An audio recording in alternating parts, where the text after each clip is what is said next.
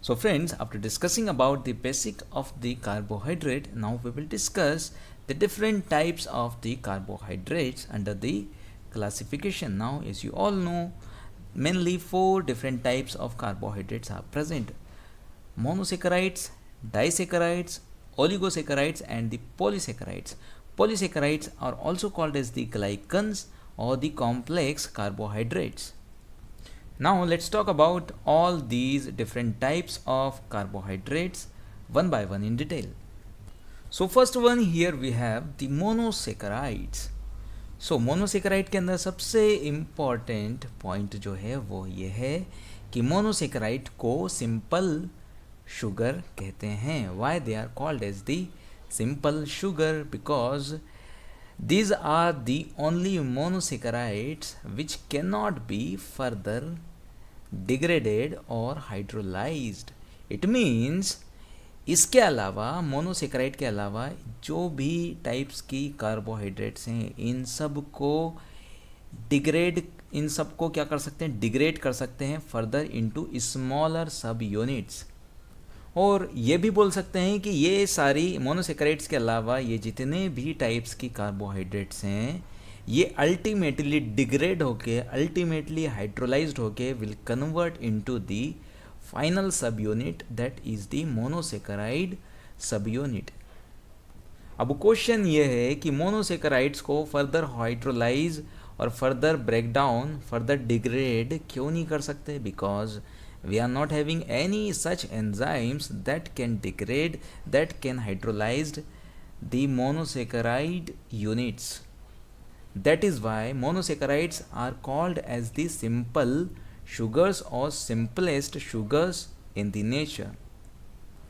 So this is the MCQ, that why monosaccharide is called as the simple sugar, because it cannot be further hydrolyzed. Now let's talk about the different types of the monosaccharides. Now on the basis of number of carbon atoms that are present in the carbohydrate, the monosaccharides are, some monosaccharides are the trioses that are having 3 carbon, 1, 2 and 3 carbon atoms, and tetroses are having 4 carbon atoms, pentoses are having 5 carbon atoms, hexoses are having 6 carbon atoms and heptoses are having 7 carbon atoms. So on the basis of number of carbon atoms present in the compound in the carbohydrate, the monosaccharides are given name as trioses. क्या बोलेंगे? ट्रायोसेस बोलेंगे जब 3 carbon atoms होंगे carbohydrate के अंदर. टेट्रोसेस नाम से clear है, टेट्रा मीन्स 4 कार्बन एटम्स होंगे. पेंटा मीन्स 5 कार्बन एटम्स होंगे. हेक्सा मीन्स 6 कार्बन एटम्स होंगे. हेप्टा मीन्स, हेप्टा किसको बोलते हैं? जहाँ पे 7 नंबर होता है उसको बोलते हैं हेप्टा. हेप्टा मीन्स हेप्टोसिस के अंदर क्या होंगे? 7 कार्बन एटम्स. अब on the basis of either this carbohydrate will have aldehyde group और it will have ketone group, either aldehyde group or ketone group. If the sugar is having, if the carbohydrate or monosaccharide is having aldehyde group, then these are called as the aldoses, and if they are having ketone group, then they are called as the ketoses. Now let's talk about all these aldoses, examples of the aldoses and ketoses in detail. So first, the most important one are the hexoses, that is 6 carbon containing sugars, and the examples of these are glucose, galactose, mannose and fructose. Now glucose, galactose and mannose, these three are aldoses, while the fructose is the ketone sugar, ketose, and this fructose is also called as the fruit sugar. So which is the fruit sugar? This is the fructose, because this fructose sugar is present in the fruits. अब hexoses, these are the most commonly sugars, these are the most commonly monosaccharides used, glucose, galactose, mannose and the fructose. उसके बाद ट्रायोसेज आपको पता ही है, ग्लीसर aldehyde, इसके नाम से ही क्लियर है कि ये कौन सी शुगर है? Aldehyde sugar, aldose. इसके अलावा ट्रायोस के अंदर जो कीटोन शुगर है वो है डाईहाइड्रोक्सी एसीटोन. उसके बाद टेट्रोसिस के अंदर एग्जाम्पल है एरिथ्रोज. अब रोज को रूलोज कर देंगे तो it will give ketone sugar. So erythrose is the tetrose that is having aldehyde group, while the erythrulose is the ketone sugar that is having 4 carbon atoms, that is why it is called as the tetrose. Now pentoses के example, पेंटोसिस के अंदर example क्या है, ribose and xylose. Ribose के अंदर ओज को क्या करना है, उलोज, और लोज को क्या करना है, लूलोज. So it will give ketone sugars. Now my dear friends, आपको यहाँ पे कंफ्यूजन हो सकता है कि एरिथ्रोज और राइबोज के अंदर कि एरिथ्रोज पेंटोस शुगर है कि राइबोज पेंटोस शुगर है, एरिथ्रोज टेट्रोज है कि राइबोज टेट्रोज है. तो यहाँ पे क्या करना है कि ई पहले आता है अल्फ़ाबेट्स के अंदर और आर बाद में आता है. टेट्रा नंबर पहले आता है, पहले 4 आता है, पहले 4 आता है, उसके बाद क्या आता है 5, उसके बाद आता है पेंटा. टेट्रा पहले फिर penta. It means erythrose will obviously will be what, erythrose will be tetrose and ribose will be pentose. अब प्रेस्क्रिप्शन का शॉर्ट क्या होता है, RX. प्रेस्क्रिप्शन जब हम लोग लिखते हैं तो क्या लिखते हैं, RX, फिर उसके बाद टेबलेट या वॉटएवर जो हमको पेशेंट को प्रेस्क्राइब या पेशेंट को देना है. तो R is the ribose sugar and X is the xylose sugar. It means prescription के अंदर RX is the pentose sugar. Ribulose and xylulose are the ketoses of the pentose carbohydrate. After that, the carbohydrate that is having 7 number of carbon atoms, that is the heptoses.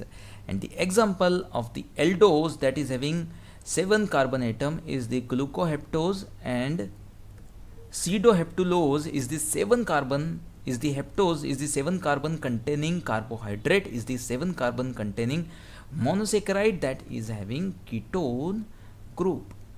So glucoheptose is the heptose of the aldehyde nature and a pseudoheptulose is the heptose that is having ketone group. So we have discussed about the simplest sugar that are the monosaccharides. Now let's talk about the disaccharides. Disaccharides नाम से ही clear है, di means 2 and saccharide means monosaccharide. Saccharide word जब भी आए तो आपको क्या करना है कि मोनोसेक्राइड से लिंक करना है. मतलब जब 2 मोनोसेक्राइड यूनिट्स आपस में ज्वाइंट होगी then it will give disaccharide. Now if these 2 monosaccharide units are same, for example if they are glucose and glucose monosaccharide units, then this is the, as they are same, both units are same, that is why it is called as the homodisaccharide. But if the 2 monosaccharide units are different, then it is called as the heterodisaccharides. So here are the examples of the heterodisaccharides and here are the examples of the homodisaccharides. So examples of the heterodisaccharides are, and these are very very important. One is the first important one is the lactose. Lactose, from the name it is clear that lect means galactose. lect से क्या करना है आपको, galactose sugar derive करना है. और ओज means glucose. ओज जब भी आएगा तो आपको क्या करना है, ग्लूकोज. तो lactose is formed from the galactose and glucose. Now lactulose, next example of the heterodisaccharide is the lactulose. Lact, अब आपको पता है कि लेक्ट से क्या करना है, गैलेक्टोज बनाना है. और उलोज मतलब कोई भी शुगर जिसके अंदर कीटोन ग्रुप है उसके पीछे क्या लगाते हैं, उलोज. उलोज मतलब कोई कीटोन ग्रुप है, कोई कीटोन ग्रुप कंटेनिंग शुगर है. और कीटोन ग्रुप कंटेनिंग हेक्सोज कौन सी होती है, वो होती है फ्रक्टोज. हेक्सोज कौन सी होती है, fructose. It means lactulose is the combination of galactose and fructose sugar. Now the most important one is the sucrose. It is formed from the ose means glucose and the suc means fructose. The suc means fructose. So 3 main examples of the heterodisaccharides are the sucrose, lactose and lactulose. अब ये disaccharides जो बन रहे हैं, जो आपस में joined है एक दूसरे से, that are joined together by a glycosidic bond. अब ग्लाइकोसिडिक बॉन्ड कैसे बनता है, वैसे हम लोग डिटेल में डिस्कस करने वाले हैं ग्लाइकोसिडिक बॉन्ड के बारे में अंडर दिस सब टॉपिक ग्लाइकोसिडिक बॉन्ड। बट थोड़ा सा मैं आपको बता देता हूँ कि ये मोनोसेक्राइड है, इसके अंदर क्या है, पॉलीहाइड्रोक्सिल ग्रुप्स तो होती है, तो ये हाइड्रोक्सिल ग्रुप एक मोनोसेक्राइड के अंदर, दूसरी मोनोसेक्राइड के अंदर ये हाइड्रोक्सिल ग्रुप। अब क्या होना है कि इनके अंदर से एक मोनोसेक्राइड के अंदर से H और दूसरी मोनोसेक्राइड के अंदर से OH निकल के ये बनाएंगे वाटर मॉलिक्यूल। वाटर मॉलिक्यूल निकल गया, बचा क्या, ओनली ऑक्सीजन। तो यहाँ पे एक मोनोसेक्राइड, ये दूसरी मोनोसेक्राइड आपस में किसके थ्रू ज्वाइंट है, ये O सब यूनिट के थ्रू ज्वाइंट है। और ये बॉन्ड जो बना है now after the release of water is called as the glycosidic bond. So the glucose or the carbohydrate units are joined together by a glycosidic bond, and glycosidic bond is formed after the release of the water molecule. Now let's talk about the examples of the homodisaccharides. One is the maltose, isomaltose and trehalose, and all these are formed from the combination of only glucose subunits. Both units are the glucose, that is why these are the homodisaccharides. So maltose means they are having like sugars. Both sugar units are the like, same subunits. maltose, isomaltose, maltose he homodisaccharide है तो isomaltose तो obviously हो गई। और trehalose, अब देखो trehalose का example आपको परमानेंटली याद रखना है, अच्छे से याद रखना है कि ये it is the example of homodisaccharide. अब कैसे याद रखोगे कि मान लो ये कोई ट्री है, किसी का भी ट्री मान लो, किसका है, मैंगो का ट्री है, मान लेते हैं कि मैंगो का ट्री है, और दूसरा ये मैंगो का ट्री, आपस में क्या है, ये बगीचा है बहुत बड़ा, इसमें क्या है, मैंगो का ट्री लगी हुई है आपस में। ये दोनों मैंगो ट्री आपस में पूछते हैं, एक दूसरे के हालचाल पूछते हैं कि भाई मैंगो तू कैसा है, ये भी ट्री उससे पूछता है कि भाई तू कैसा है, तू कैसा है। एक दूसरे का क्या पूछ रहे हैं, हाल चाल। कौन पूछ रहे हैं हाल चाल, ट्रीज़। कौन सी ट्री, मैंगो के। मैंगो के मतलब कि दोनों एक दूसरे से मेल खाते हैं, मेल खाना मतलब सेम। सो ट्री हेलोज, ट्री एक दूसरे से हाय हेलो कर रहे हैं, दोनों ट्री एक दूसरे से हाय हेलो कर रहे हैं, दोनों ट्री आर सेम। किसके ट्री हैं, दोनों मैंगो के ट्री हैं, दोनों सेम है, मतलब homodisaccharides. So trehalose is the example of the homodisaccharide. So maltose, isomaltose and trehalose are the examples of the homodisaccharides, and the examples of the heterodisaccharides are the sucrose, lactose and lactulose. Now after disaccharides, now we have oligosaccharides. Now oligosaccharides are having only 3 to 10 monosaccharide units, मतलब या 3 और 3 से ज़्यादा, मतलब 3 से ज़्यादा कहाँ तक ले जाना है, ओनली 10 यूनिट्स, मतलब 3 to 10 monosaccharide subunits if joined together, and if they will form a compound then it is the oligosaccharide, and more than 10 if it is 11th compound added in the compound then it is the polysaccharide. It means from only one subunit is present then it is the monosaccharide. If there are 2 subunits present then it is the disaccharide, and if the compound is having either 3 to और 10 subunits, 3 से लेकर 10 तक, 3 4 5 6 7 8 9 10 तक अगर है तो that is the oligosaccharide, and if more than 10 or more than or equal to 11, more than or equal to 11, then it is the polysaccharide. So definition of the oligosaccharide is that it is having either 3 to or 3 to 10 monosaccharide subunits, and they are joined together by a glycosidic bond, as we have discussed about this glycosidic bond in a short in this disaccharides. And after the formation of the glycosidic bond, what is released, water. Now the examples of the oligosaccharides are the raffinose, stachyose and verbascose. Examples क्या हैं oligosaccharides के? These are the only important examples of the oligosaccharides. So one is the raffinose, stechiose and the verbascose. Now my dear friends, after discussing about the oligosaccharides, now coming to polysaccharides, so that are also called as the glycans or that are also called as the complex carbohydrates. And the definition, if we talk about the definition, it is having more than 10 monosaccharide subunits. This carbohydrate is having more than 10 monosaccharide subunits. अब या तो 10 बोलो या तो ये बोलो या फिर equal to or more than 11 subunits. 11 monosaccharide subunits joins together and they form a compound that is called as the polysaccharide or glycans or the complex carbohydrate.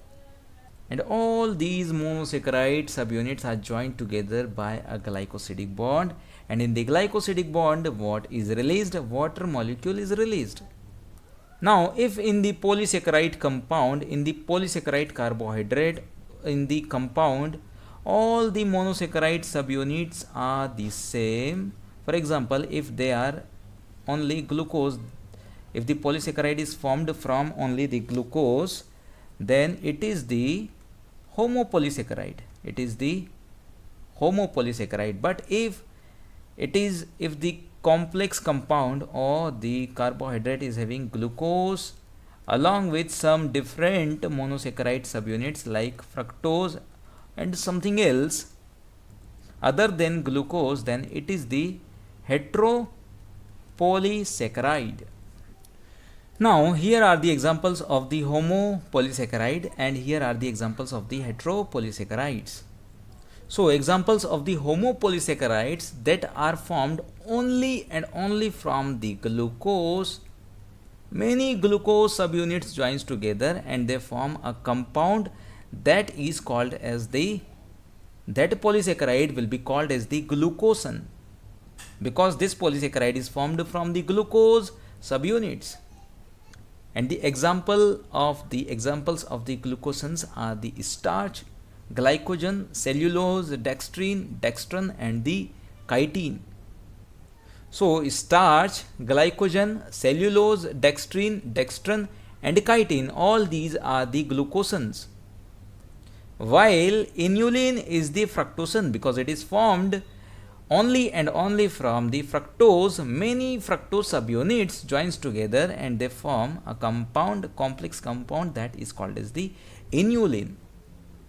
अब पूछा जाए कि फ्रक्टोसन का एग्जाम्पल क्या है, तो फ्रक्टोज के अंदर क्या करना है, सिर्फ फिनलैंड लिखना है. क्या करना है, फिनलैंड. तो Finland means it is inulin. अगर पूछा जाए कि इन्यूलिन इसके ऐसे पूछो या इसके ऐसे पूछो, तो इन्यूलिन, अगर इन्यूलिन का पूछा कि इन्यूलिन कौन सी शुगर है, तो सबसे पहले तो इट इज़ अ होमोपोलीसेकेराइड. ये तो आपको पता ही होना चाहिए कि ये होमोपोलीसेकेराइड का एग्जाम्पल है.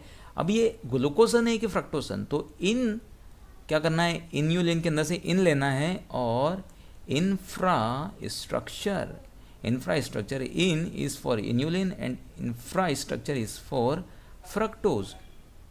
तो अगर पूछे कि फ्रक्टोसन का एग्जाम्पल बताओ, तो fructosan means you have to do fructose मतलब कि फिनलैंड. फ्रक्टोज से क्या करना है, आपको फिनलैंड बनाना है. अगर पूछा कि inulin is the example of, इन से क्या करना है आपको, infrastructure. It means inulin is the fructosan और फ्रक्टोसन का एग्जाम्पल क्या है, इन्यूलिन.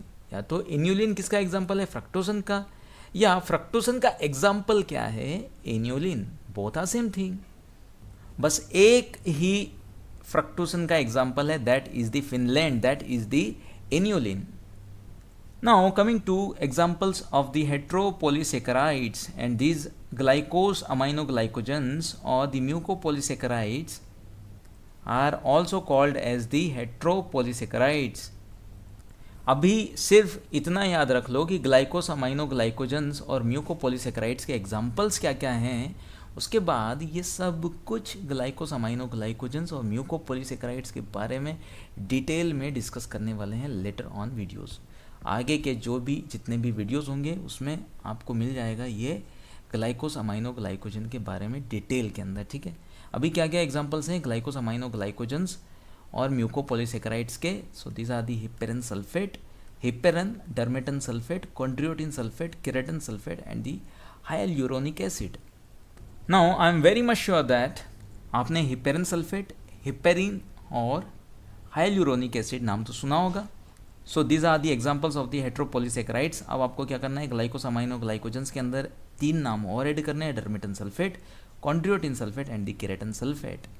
और उसके बाद हेट्रोपॉलीसेकेराइड के एग्जांपल्स क्या हैं, ब्लड ग्रुप पॉलीसेकेराइड्स. जितने भी ब्लड ग्रुप्स के अंदर, जितने भी आरबीसी की मेम्ब्रेन पर, ब्लड आरबीसी की जो सेल मेम्ब्रेन है उसके अंदर जो पॉलीसेकेराइड्स प्रेजेंट है, that are called as the heteropolysaccharides. So friends, in this video we have discussed about the different types of the carbohydrates. Now in the next video we will discuss the structure of the glucose.